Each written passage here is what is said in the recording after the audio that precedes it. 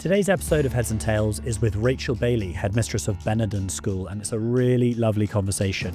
Rachel's self-described as a forthright headmistress. She has some quite strong opinions, but all delivered beautifully, particularly around all girls' education.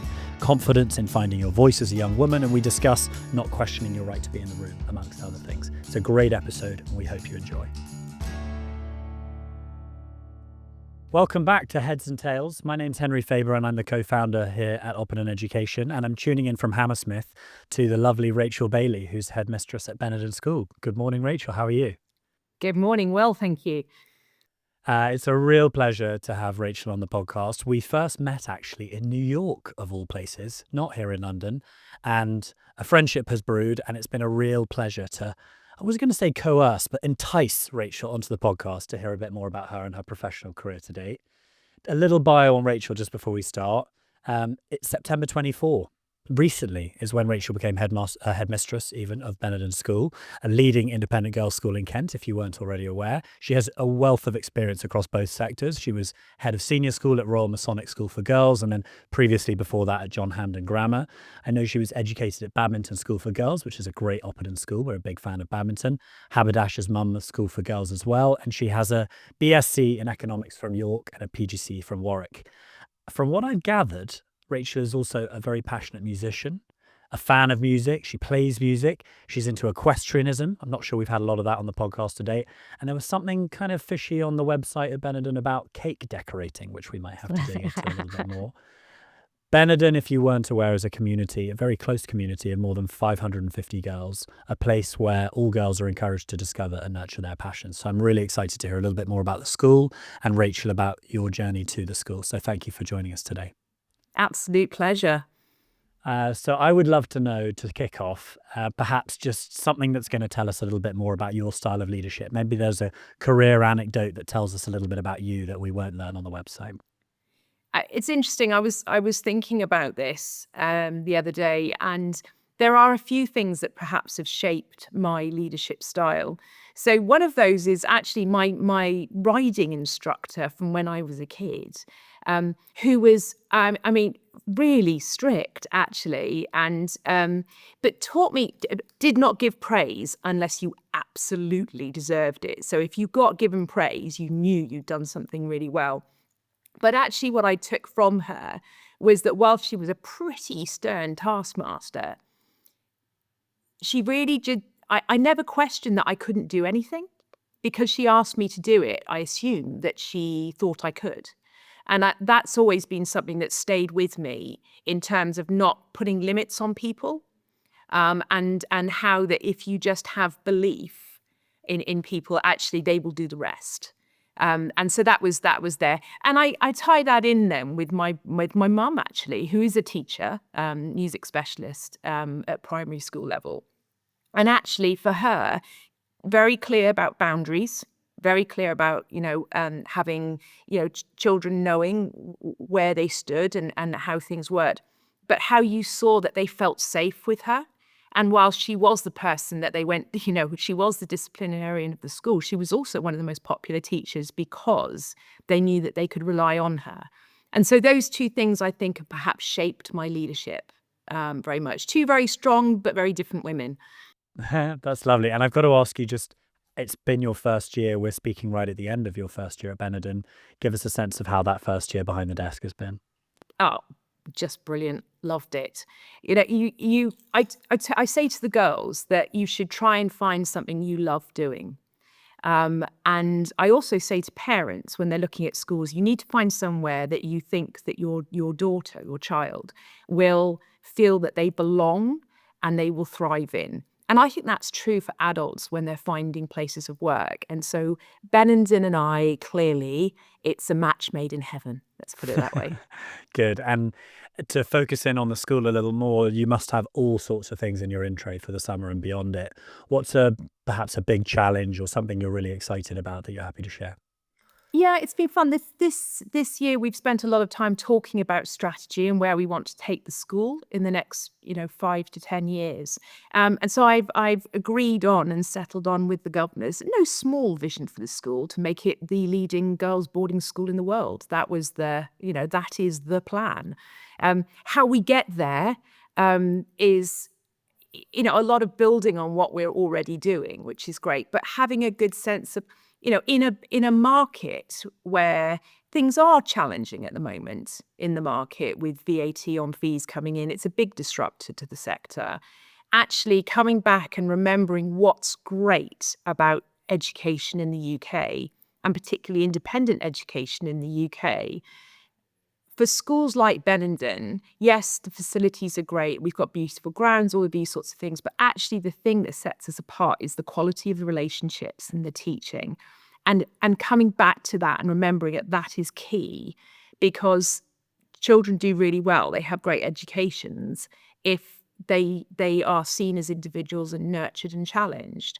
And so for me, the big thing for us is making sure that everything we do is people-centered, is forward-thinking and progressive, but and sets up our girls so that they can go on to be really visionary, successful women.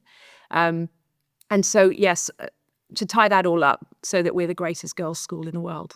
Just a small task. I love that. I think the ambition of it is something every community needs to get behind, and forget the market and the pressures of that for the moment. Just if we focus in on the girls, it's a difficult world at the moment to grow up as a teenager of any description, male or female.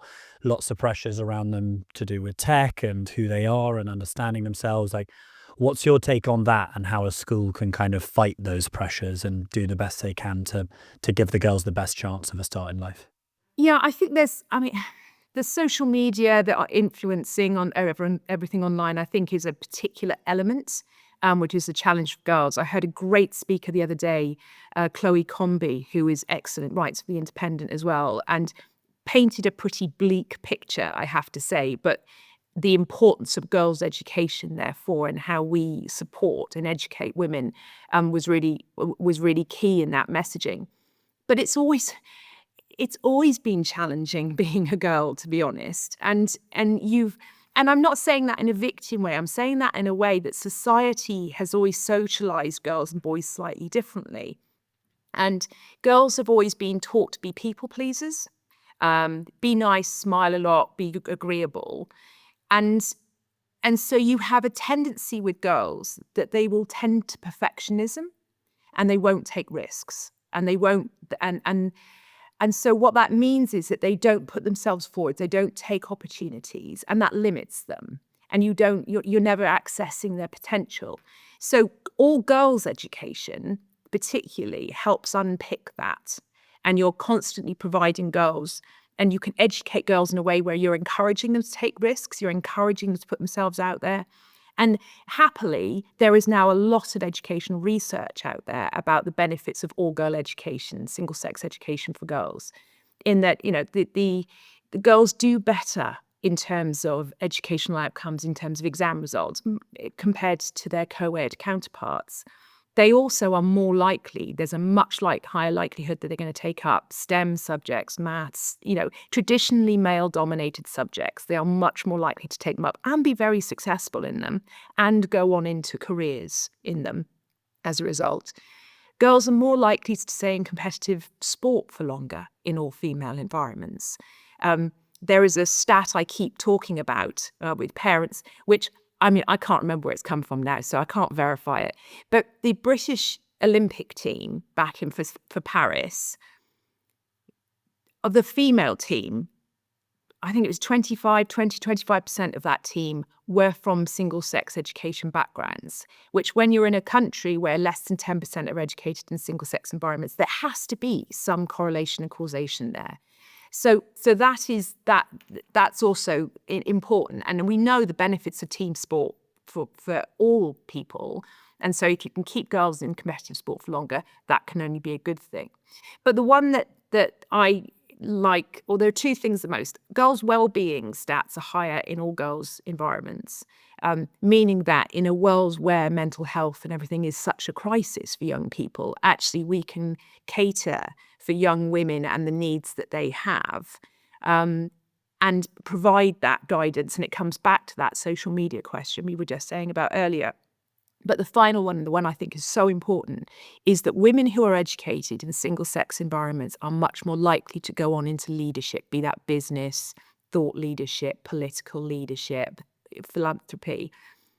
And there are reasons for that. One is because you're giving them the confidence to have a voice and to make that voice heard, but also because they do not question their right to be in the room, because there's never been any question of that. They've always been there.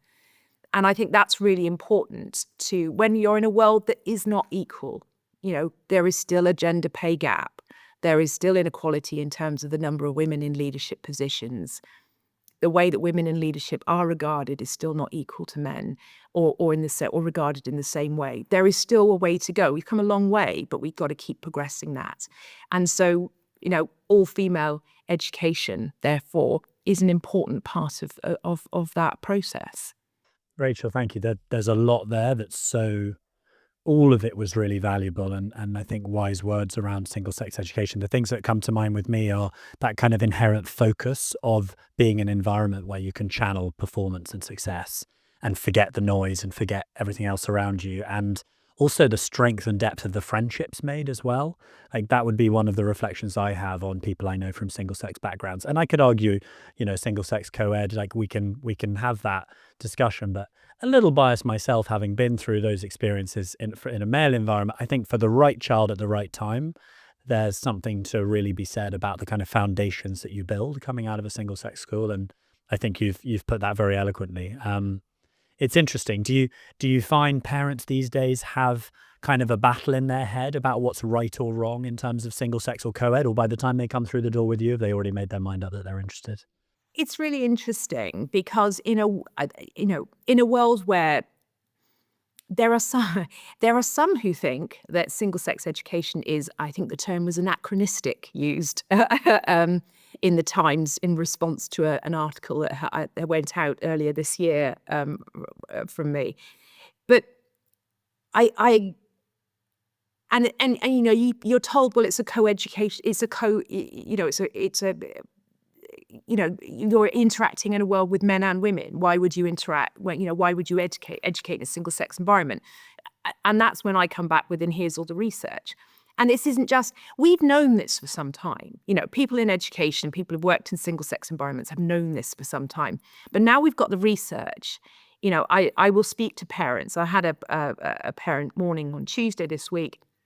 And you could see as I'm talking through the sort of the evidence that's out there and the research that's out there, people going, goodness, I hadn't thought of that. Because there are lots of narratives out there. And as we know, people have lots of opinions. But it's not just a case of who shouts loudest. It's about an educated, research-driven approach to it. And the research is there. And so when you speak to parents and they're saying, well, what about, they won't understand how to deal with boys. They really do. We have a great relationship with Tunbridge. We do work with them. We have the slightly awkward socials, when you disco, when you're on either side of the room and they talk for the last 5 minutes, those still happen. But we also have sessions where they learn to discuss topics, which is good in a way in a world that's becoming more polarized, and seemingly, especially on social media, genders are getting more polarized in their approach when you've got the manosphere and all of those sorts of phenomena now. Actually getting boys and girls in a room together is great. And we do that. We absolutely do that. And our girls have no problem at all interacting with boys. And actually, because they've built that confidence and they've learnt to put across points well, actually, they do really well.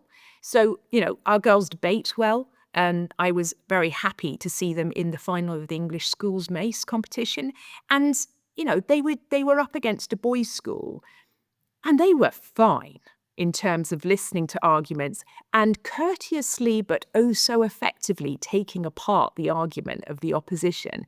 It was brilliant to see. It wasn't dramatic, it was just really considered and thought through. And I was so proud at that point, going, yes, this is what it's about. So no, they don't have a problem interacting with boys, but it is a narrative that is out there, but is not necessarily the most informed narrative, I think. Well, I'm glad we've struck on it as a discussion for the last few minutes, because I think it's a really interesting one educationally, and who better to ask than you?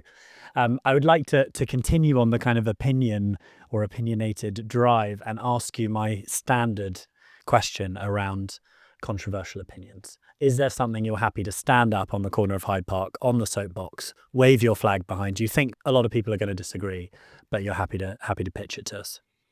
Well, the single sex one is there. And I did upset people earlier this year by saying, well, the thing that upset people is when I said a lot of single sex schools were going co-ed for economic reasons rather than for, Which is true, principles. no? I mean, that's not. I felt I was just saying what was out there and was the truth, but some of my colleagues in co-educational schools disagreed, and that's fine. Do you know what? One of the benefits of the UK education system is there's lots of choice, and it's one of the strengths of the education system is that there's lots of choice. And so, but I think we should go out there and be very clear about why that choice is really strong. And so, I do like having an opinion. Other things that I've stood on I'm starting to be being described as, I think the term is forthright, the forthright headmistress of Benenden. And actually that's no bad thing, because in a world where people are worried about having a strong opinion on things, actually being out there and having something to say about education, and because I am passionate about education and the importance of education. And I think if we're not careful, especially at the moment, we're as a sector, we're so worried about being perceived as being elitist or being, and we worry about, trumpeting the benefits of independent education as an option in the UK. And I think we're in danger, if we're not careful, of doing ourselves down as a sector, and people will genuinely just drift away from it because they don't hear as much positivity coming out. So if I've got an opinion that's perhaps a little bit on the edge at the moment, that would probably be it. I think I empathise with your sense of that kind of classic British caution. We underplay our backgrounds, our CVs, our schools. We're very good at that, and very good at pulling people down a peg. Perhaps a little bit of that Americanized, kind of celebrate success, and certainly in an all-girls environment like Benenden, like charge them up with that toolkit of confidence and essential skills to take into the wider world. I think is a huge plus. What about the way that the independent sector is kind of diversifying and commercializing its interests with international schools? Benenden is one of those.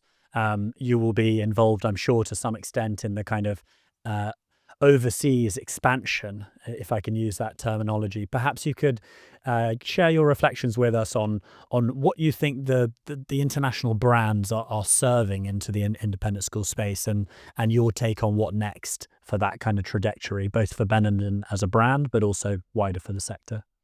I think that, in some ways, necessity, a lot of UK schools particularly have gone global with their schools, in that the British education is, it is revered around the world. It is seen as a good thing. So being able to take schools out and getting the brand schools out is important. I think we're heading towards, obviously, schools are setting up in a range of countries. And there are some areas, I was out in Bangkok at Easter, and, it's nigh on saturated, that market, with British schools that are out there. But there is a demand for it. I think it's interesting in that it brings that importance of not just exams and exam results to it, that sense of a rounded education, which the British independent sector does so well, is really coming to the fore, and that's getting that name out there. For us as a school, and we have BBSG, which is a Benenden bilingual school in Guangzhou. That school is great because what we do is we operate very closely in partnership with our international schools. So it's not just a franchise. It is very much that we have an involvement in the strategic direction of the school. And very much the principles of the school about a complete education, which we talk about here, and that importance of rounded, holistic education is something that is being brought to the school. And in China, that's a very different education system to perhaps the standard one that parents have traditionally bought into. So it's a very different product. And so we are keen to expand that view and our view of education around the world. And that's an exciting opportunity, and it gives us a reason to get the school name out there. And as part of my world domination plan, that is helpful in terms of spreading the word. And it's been very successful. Our international school over in Guangzhou has had a very, very successful first couple of years and is picking up in numbers. And in a market which is pretty changeable, and in a market which is actually quite challenging in China in terms of the economy, that's no mean feat. Interesting. We're sort of heading towards a conclusion here. We've got a couple more minutes. I want to flip. I was going to ask you for advice around educators, but I want to tee you up for advice for young women. I think it makes much more sense given our conversation. And want to ask you if there's one piece of advice that's really stood the test of time for you and that you would share on that Leave Us Sunday, or, with the girls under your care. What is it you would most want to imbue them with as they head out from Benenden into the wider world as young women? Okay. You can take your time to think about that. It's a big one. You've probably got 10 bits of advice. So it sums up in brave, not perfect. Be brave, not perfect is absolutely, that's the mantra here. And it's not a bad thing to live by. It's not my phrase. It's one that I've picked up from Reshma Saujani. She's great. She talks about it. She does a TED talk on it. Amazing. Heard her speak at the Women of the World Festival, and the light bulb went on. You had that moment. It went, yes, this is it. So brave, not perfect is key. But I think but it does sum that up. It's don't be afraid to take the opportunities, but also don't be afraid to ask for support and advice. You don't need to do it on your own. And I think as a young woman, when you're in an environment which, I came up in an environment where, I worked in a boys' grammar school for 20 years. The whole principle was you had to be the expert, you had to be knowledgeable, you had to know it all. And it took me quite a long time as I went through various stages of leadership to understand that actually it wasn't a weakness asking for support. And as I've moved into the job here, I have benefited hugely from the support of my team, of my governing council, of colleagues from and friends, and you're never on your own. You are never on your own in a position of leadership ever. So don't back off it thinking it's going to be lonely, because actually you've got a lot of support along the way. But it still comes back to brave, not perfect. Love that. That's wonderful. Well, I hope, Rachel, that you've got some kind of pause coming over the summer, and I'm excited. I'm sure that second year will feel even more exciting and challenging and interesting than the first.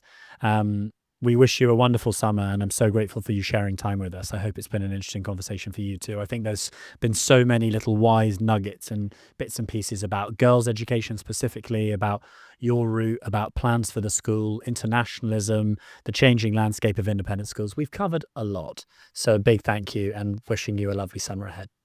Thank you very much. Been great to chat.